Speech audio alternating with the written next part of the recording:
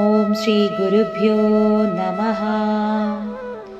ത്രയാണം ദേവാനാം ത്രിഗുണജനിതാനാം തവ ശിവേ ഭവേത് പൂജാ തവ ചരണയോർയാ വിരചിതാ തദാ he ത്വത്പാദോദ്വഹനമണിപീഠസ്യ നികടേ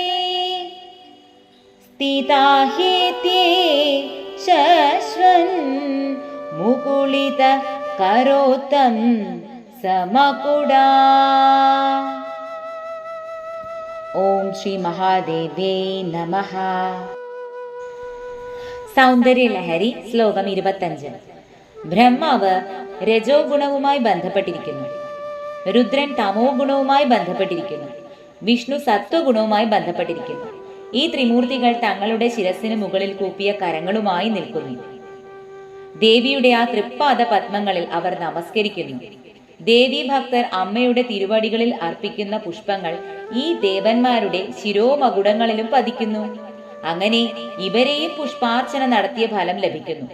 ത്രിമൂർത്തികൾ പോലും അമ്മയുടെ തൃപ്പാദങ്ങളിൽ സദാ നമസ്കരിക്കുന്നു എന്ന് സാരം.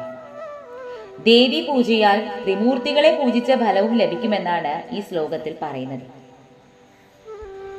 അമ്മേ ജഗദംബികെ, കാത്തുരക്ഷിക്കണേ, ഞങ്ങളിതാ നമസ്കരിക്കുന്നു. സർവം ശ്രീ ജഗദംബാർപ്പണമസ്തു.